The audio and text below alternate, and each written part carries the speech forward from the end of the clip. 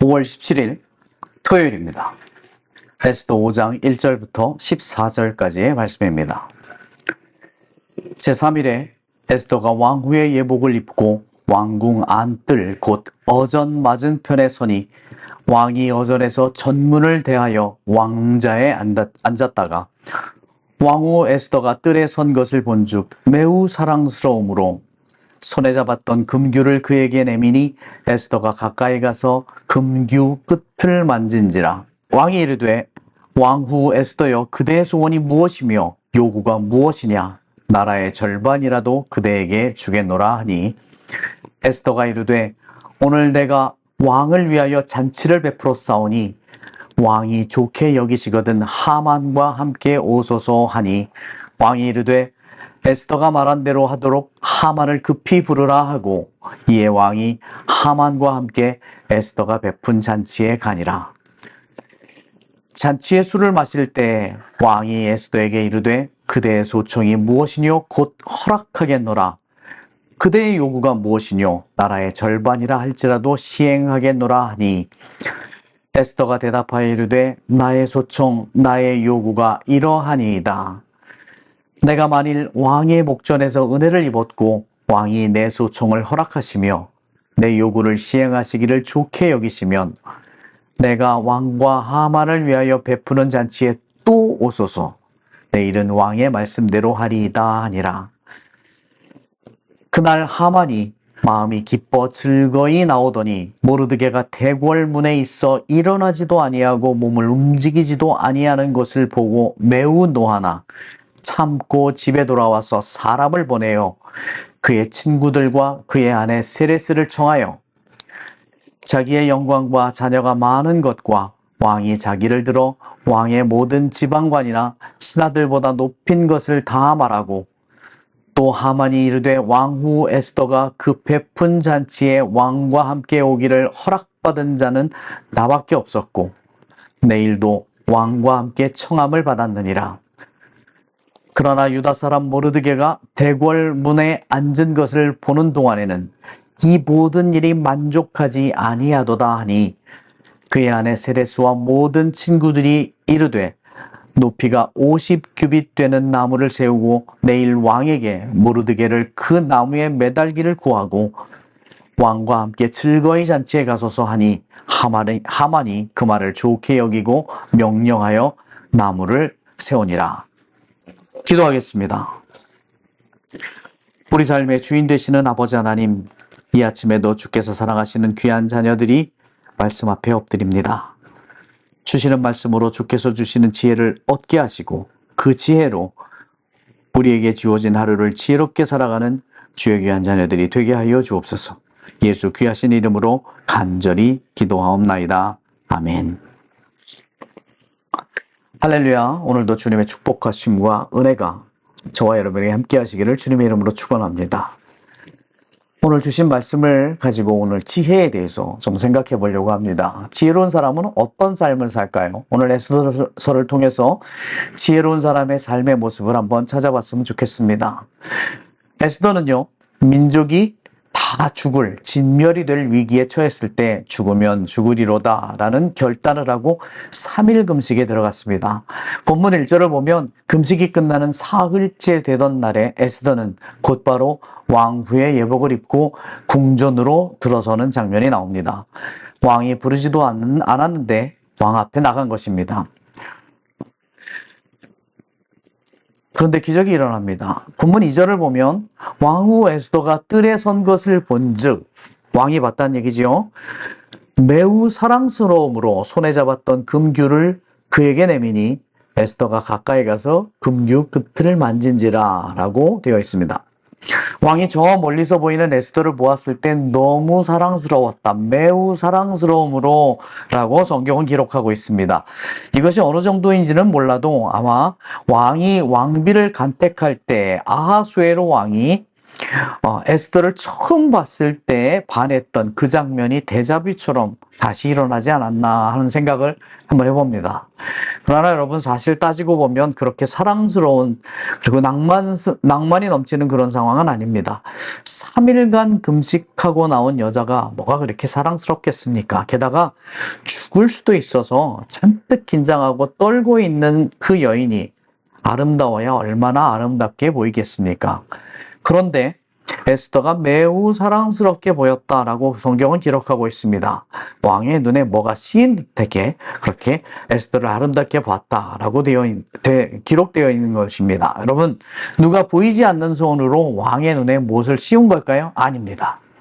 하나님께서 그의 마음을 돌이켜 세워주신 것이지요. 3일 동안 백성과 함께 금식하고 나온 에스더, 그 에스더를 바라보는 왕의 눈을 하나님께서 그냥 둘 리가 없습니다. 사람의 눈과 마음을 바꾸는 능력이 하나님 손에는 있습니다. 아하수에로 왕이 에스더에게 다시 반할 수 있도록 섭리하신 거라고 볼 수 있습니다.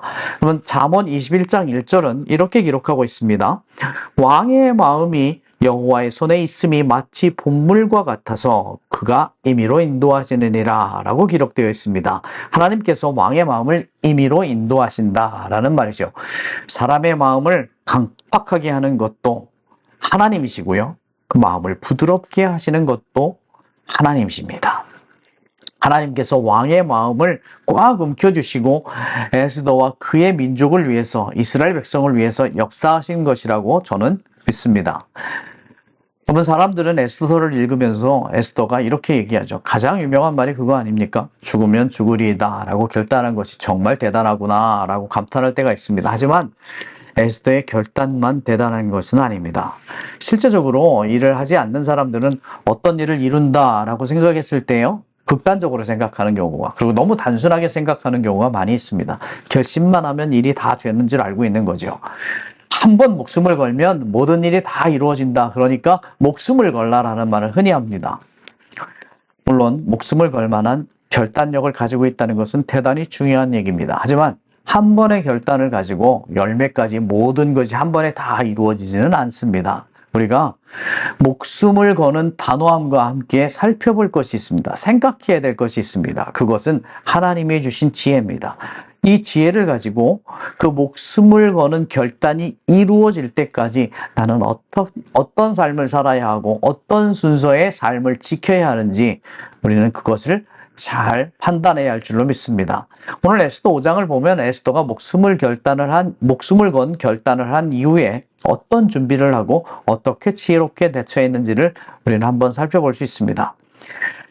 에스더는 일을 이루기 위해서 이 세 가지를 준비합니다. 서두르지 않는 냉철함이 첫 번째고요. 두 번째는 차분하게 상황을 지켜봅니다. 그리고 세 번째는 냉철함과 차분함을 가지고 하나님이 일하시는 것을 기다리는 인내함이 있었다라고 보여집니다. 본문 3절을 보면은요, 에스더를 매우 사랑스럽게 보았던 왕은 에스더에게 이렇게 얘기하죠. 에스더여, 그대의 소원이 무엇이며 요구가 무엇이냐? 나라의 절반이라도 그대에게 주겠노라 라고 정말 대단한 제안을 합니다. 그러면 이거는 좀 생각해 볼 필요가 있습니다. 여러분, 약간의 과장이 있습니다. 나라의 절반이라도 주겠다라고 했을 때 그 말을 듣고요, 할렐루야 아멘 이러면서 나라의 반을 주시고 저 꼴보기 싫은 하만도 물리쳐 주시고 이렇게 대답을 했다가는 잘못했다가는 큰일 날 수도 있습니다. 그 말을 잘 알아야 합니다. 나라의 절반이라도 주겠다, 이 얘기는 당신 참 예쁘다 이 정도 수준의 말이지 정말로 나라의 반을 주겠다는 뜻은 아니겠지요. 이 말을 지키는 사람이 몇 명이나 되겠습니까? 그런데요, 이 최고의 극찬을 들은 에스더가 흥분하지 않고 냉철하게 상황을 판단합니다. 놀랄만한 상황이 아닙니까? 잘못 왕에게 나갔을 때 잘못하면 죽을 수도 있었는데 왕이 오히려 에스더를 보고 즐거워하고 나라의 반이라도 줄 테니까 네 소원을 얘기해라 이렇게 얘기했을 때 보통 사람들은요, 이게 기회다, 하나님이 역사하셨구나, 모든 걸 한 번에 이루어 주셨구나 라고 해서 성급하게 일을 처리할 수 있습니다. 하지만 에스더는 성급하게 하지 않습니다. 냉철하게 상황을 판단합니다. 그리고 차분하게 상황을 지켜봅니다. 에스더는 왕의 정말 호의적인 반응을 보았으면서도 절대 흥분하지 않습니다. 그리고 서두르지도 않습니다. 그리고 본문 4절을 보면 에스더는 왕에게 이렇게 얘기합니다. 오늘 내가 왕을 위하여 잔치를 베풀어 싸우니 왕이 좋게 여기시거든 하만과 함께 오셔서, 이렇게 얘기합니다. 그리고 그 잔치에 참석한 왕과 하만을 보고 술을 마시면서 에스더에게 다시 한번 얘기를 하죠. 소원이 뭐냐 말해라 라고 얘기합니다. 그리고 나라의 절반을 주겠다는 얘기를 또 합니다. 여전히 예쁘다는 얘기지요. 하지만 에스더는 하루만 더 만찬에 나오실 것을 청하면서 소원 말하는 것을 다음 날로 미룹니다. 본문 8절을 보면 똑같은 장면이 또 나옵니다. 내가 만일 왕의 목전에서 은혜를 입었고 왕이 내 소청을 허락하시며 내 요구를 시행하시기를 좋게 여기시면 내가 왕과 하만을 위하여 베푸는 잔치에 또 오소서. 내일은 왕의 말씀대로 하리이다. 이렇게 얘기합니다. 여러분, 이게 쉬운 일이 아닙니다. 엄청난 냉철함과 차분함이 있지 않으면 이렇게 할 수 없습니다. 여러분, 대다수의 사람들이야 일을 할 때 한 번에 모든 일을 다 끝내려고 합니다. 그래서 아마도 많은 사람들이 복권에 매료되는 것일 수도 있겠다. 저는 이런 생각을 해봅니다. 하지만 인생을 살아보시면 한 번에 되는 일은 그렇게 많지 않습니다. 어떤 중요한 일을 이루고자 할 때는 오히려 시간이 더 걸리고요. 과정이 더 필요합니다. 그 과정이 건강한 과정을 잘 버텨내야 결과가 좋은 결과가 나온 경우가 대단히 많습니다. 에스더는요, 한 번에 모든 것을 해결하려고 하지 않습니다. 그리고 나누어서 차근차근 일을 진행하는 차분함도 보여집니다. 여기서 에스더의 신앙 그리고 그녀의 삶이 보이고 있습니다. 잘 드러나고 있죠. 순간순간 하나님을 의지하고 하나님의 때를 기다리지 못한다면 이렇게 오랜 시간을 나누어서 일을 할 수 없습니다. 여러분, 인생의 위기에서 가장 중요한 것은요, 하나님의 동행하심을 확인하는 것입니다. 그 동행하심을 확인하는 것보다 더 중요한 일은 없습니다. 여러분, 어려운 때에 차분함과 냉철함을 가지고 하나님의 동행하심을 확인하시는 여러분이 되셨으면 좋겠습니다. 확인하셨습니까? 하나님의 동행하심을 확인하셨다면 그 다음에는 차분하게 기다리는 인내가 필요합니다. 여러분, 운전할 때 커브길에서 속력을 확 내면 어떻게 될까요? 잘못하면 차가 뒤집힐 수도 있습니다. 인생에서 위험한 커브길을 만나면 속도를 죽이고 차분하고 냉철하게 그리고 조심스럽게 돌아야 합니다. 주께서 나와 함께 하신다. 주께서 나를 지켜주신다라는 믿음만 확인하시기를 주님의 이름으로 부탁드립니다. 서두르지 마시고요. 차분함과 냉철함으로 평정을 유지해 주시기를 부탁드립니다. 한 번에 다 이루고야 말겠다라는 조급함이 아니라 조금은 느긋한 마음으로 하나님이 나와 함께 하시기 때문에 나는 여유를 가질 수 있다라는 조금은 느긋한 마음으로 하나님께서 하시는 일을 냉철하게 기다리는 인내가 필요하다는 사실을 기억하셨으면 좋겠습니다. 그것을 기억하시고, 그래서 에스더처럼 하나님께서 내 삶을 지켜주신다라는 믿음으로 지혜로운 자의 삶을 살아가시는 주님의 귀한 자녀들이 되시기를 주님의 이름으로 축원합니다. 기도하시겠습니다.